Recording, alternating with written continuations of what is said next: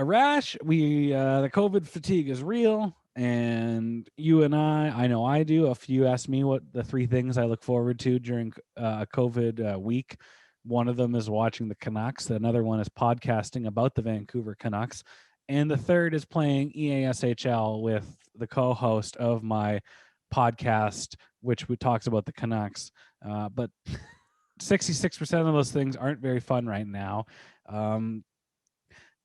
All hell broke loose last week. What started following the Canucks week off was supposed to be, they were supposed to get healthy. Games were supposed to be played. Games in hand were supposed to, become a little more clear. And the exact opposite happened, because on Tuesday, at a very poorly orchestrated Canucks practice and involving COVID protocols, Adam Gaudette entered on the ice in the dressing room before his test results came back. He tested positive. They yanked him off, and the trickle down effect was, at this point, I will like to say, catastrophic.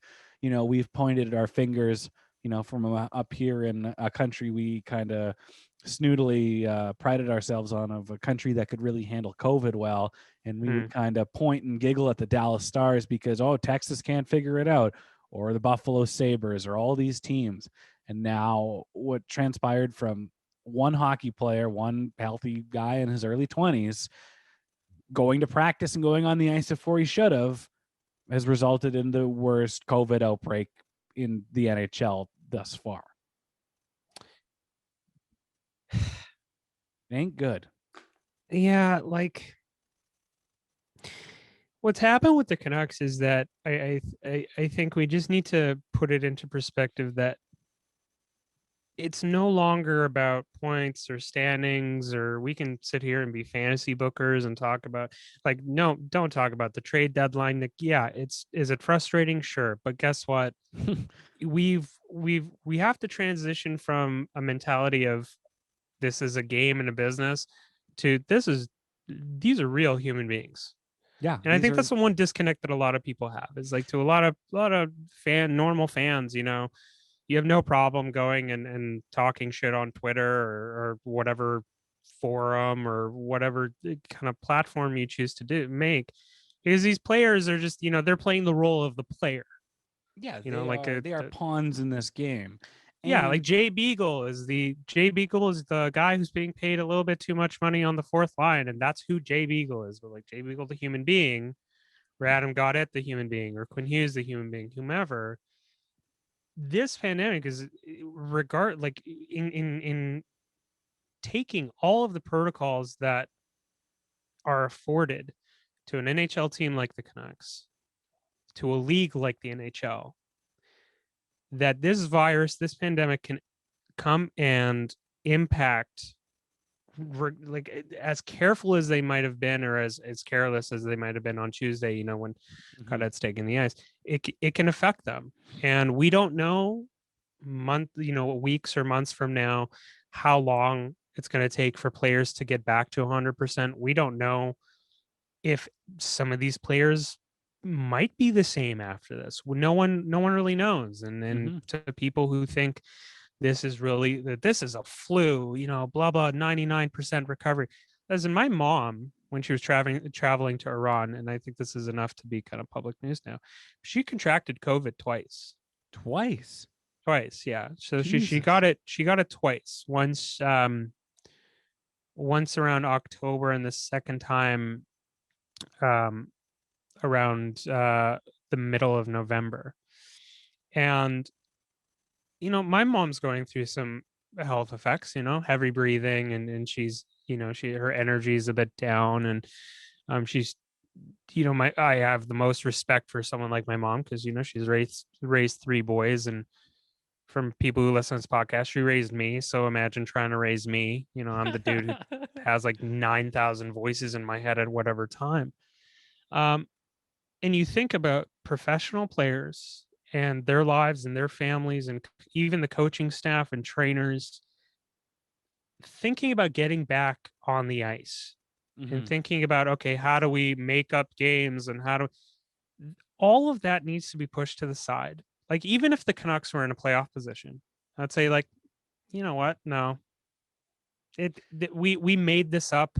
We made this up in December and January this season, this 56 game season, Mm-hmm. and we decided, oh, okay, well, we're just gonna go and deal with stuff as it comes, etc., etc.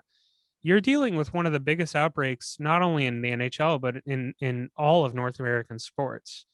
And you would, I think we're all guilty of it, all fans, all media, all teams, that they would basically treat outbreaks or positive tests like an injury, like a day-to-day injury or a suspension or whatever. Like, okay, we don't have Tom Wilson for at least 2 weeks. All right, that's fine. You plan around it. And like when it didn't become real, like, and then with the Dallas Stars, you kind of like, well, that's so a different world than we're in. But like when your entire Canucks team, when 20 plus people have tested positive or are on the COVID protocol list, and you literally have not enough players in your system signed to play games, that's when you realize the absolute severity of everything we've been going through the last year.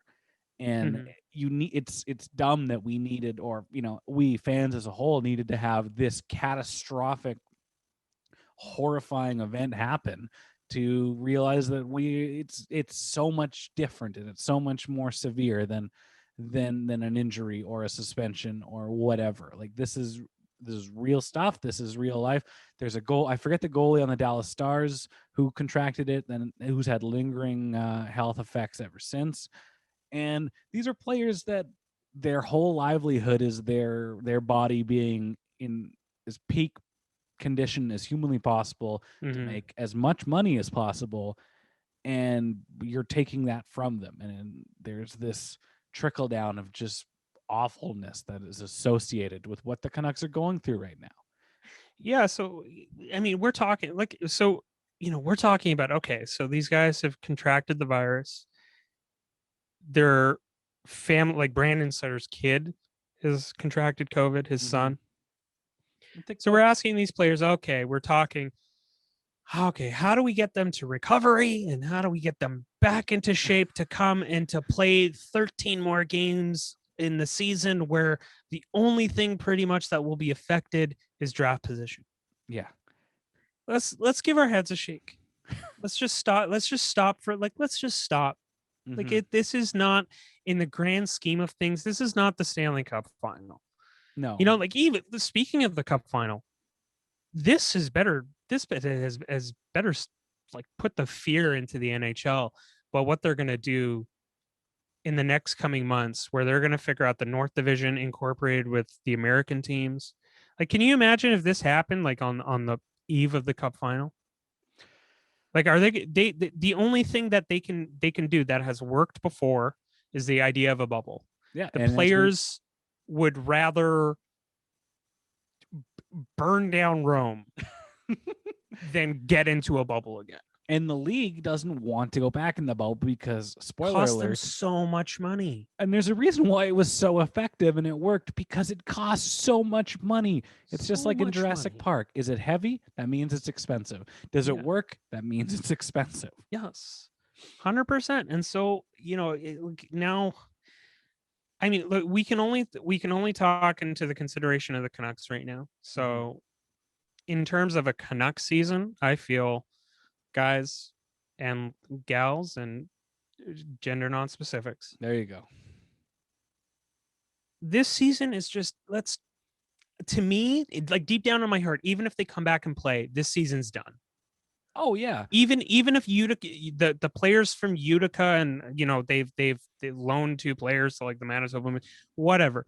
This season is finished, dude. Like, to me, it's over. And it over. Should be over. And there should be no discussion about how many games are we going to cramp in fucking May. And then Damian Cox, the bald-headed, the fucking Damian Cox is enough. Jesus fucking Christ. I should have told people, hey guys, any takes you have on Twitter, send them now on your accounts, because there's no take worse than what Damian just tweeted. Everything's fine. Last place has been solidified. Damian is the Buffalo Sabres of shitty It's takes. okay. Yeah. Like, Christ, the idea that someone can tweet that, oh, well, the Canucks will be rested. You fucking imbecile. Are any of the Canucks out of bed at this point? Are they able to Yeah. make it down the stairs? Jesus fucking Christ. And it's at this point where I'm just like, yeah, we need to, the team needs to come out and say, okay, I would love if the team came out and the management and the ownership just came out and said, yeah, we're done. Instead of, now it's, you think of NHL players and how proud they are Mm-hmm. and how hard they work. Oh, Where yeah. it should be in the player's court to decide whether they want to come back and play after this. If I was a player, seeing what I've seen and going what I've gone through, why the hell, like, you're what, you're still 16, 18 and 3. Yeah. You're And not going to want to do that. So now what are you going to do? You're going to say, well, if the players want to come back, well, now you have NHL players that have a tremendous amount of pride. Yeah. That if some of them say yes, they come back. And like, okay, great, you come back. Who knows about lingering health issues? What if another outbreak happens? Like, we need to look forward to Seattle expansion. We need to look forward to the entry draft and look forward to the RFA deals for Quinn and Petey. yeah. And then now that we have the Demko extension of 5/5, which, hey man, does he only have 67 games of regular season experience? Sure. But that's a gamble you're taking right now. Like, would you rather have given that money to Jordan Binnington? Fuck no. Would you have rather given that money to Jacob Markstrom at his 30s for 6 more years at $6 million with a no movement clause? But I go no on that one. No. Even if Thatcher Demko ends up being a 9-10 save percentage goalie, yeah, okay, you can make do with that. That's not a, pretty good. I mean, That's 9-10's all NHL. right, but I mean, like, if he's like a 905 guy. He's really a 905 guy, and I don't know, his entire shtick was based off of playing Call of Duty Modern Warfare, and that that was his shtick. And yeah, that's that's what you need to be looking forward to. Before we go into the actual hockey news and the hockey side of things, another thing that really puts it into perspective and makes me a little choked up is, like, you have a guy like Travis Hamonic who, for all the years on this show, all the work that he did with fans, children that lost a parent or both their parents because he went through similar ones, and he would reach out to them, and in all of the stops all the cities he's played in, just an incredible work. Is just an amazing guy, and lived a difficult but life and giving back in the most positive way. He opted out of the bubble, which, looking back now, is the safest only thing that worked in terms of playing professional hockey. He opts out of the bubble because he doesn't want to do it because he's got an immunocompromised daughter, which makes perfect sense. And yeah, that's what you should do. Who's one of the players that gets this Brazilian strain that ravages the Canucks dressing room in a span of 20 minutes? Is Travis Hamonic. We don't know the condition of the family. You'd only hope that it's as positive as possible, but, like, that just fucking sucks. Yeah, it's tough to brutal. see. And yeah, it's absolutely brutal. And this is no longer about, this is a silly game. It's a silly game played by adorable men with sticks and pucks. That's what this is. And life, their life outside of 7 p.m. till 9:30 p.m. on game days has now been very much impacted by something that, again, is not just impacting them, but their families and their friends and the people around them and the people that they love. Yeah. And so it's the same thing. It's just like, what's more important? Our entertainment is not worth that. Well, as I look back on it now in the last year, the bubble's a little different because they were testing every day and they didn't have a single test. But in this last flawed, shortened season in somewhat empty arenas, depending on what division you're in, it has been bury your head in the sand. It's like, let's just keep going as long as we can and hope there is minimal cases and minimal, negative side effects. And as this happens and you lose that entertainment, positive or negative, it provides a lot of entertainment and a lot of creativity in our lives. When you lose that, you kind of realize, like, how I don't want to kind of ignorant and selfish, covering, and following and watching these games was. It was rather unnecessary.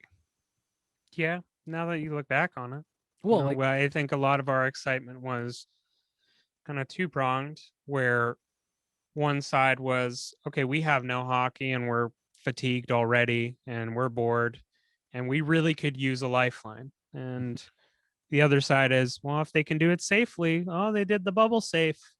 this is And pretty all the safe. other leagues are doing it. So I feel like, like let's give it a shot. Yeah. But okay, so you got 37 games. That's enough points percentage, baby. Just it doesn't matter.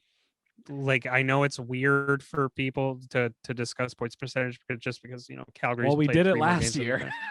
yeah, we did it last year. Like, fight, like who, like just give Buffalo number 1, give Stevie Y number 2, and everyone else just get in a little raffle and just go from there. Who's gonna be like, God damn it, I wanted Owen Power or Luke Hughes or Brant Clark. God damn it, this is rigged. Wow. I mean, a lot of people, if you think about it, things when get it's rigged. the late Pierre Lacroix comes out, it's like, it's worse than the Kennedy assassination. It's like, Jesus. Yeah, I think everyone's really looking forward. If you're listening, and I just went through a really terribly exhausting long weekend where I dealt with really awesome people, but I also dealt with pretty terrible people whom I don't know. Don't want to follow the rules. Don't want to follow the rules, or I don't know, have not been hugged in a really long time, or have been a part of 4chan for way too. No shade on 4chan. I go on 4chan, but like, what the fuck? I think people. I mean, if you gave me an option right now, Ryan, to skip summer and just get to the fall, like I wake up and it's the middle of September or it's the 1st of October. I would take that deal right now. Yeah, because even the next, like, this next stretch of time as not only hockey fans but as people is going to be really difficult because it's a mixture of we're all really fucking exhausted. Yeah, we have to be more diligent than ever.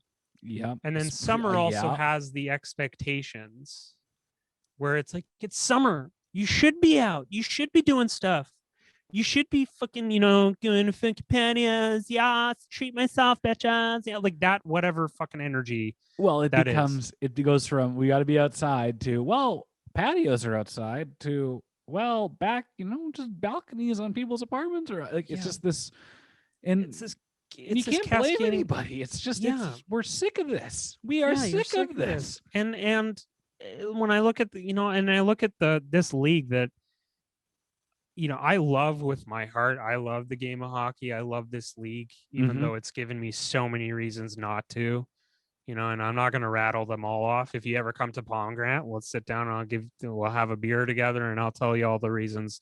They got I gotta say, they are doing some great things down in this Pomegranate Rash. I don't know if you heard about it.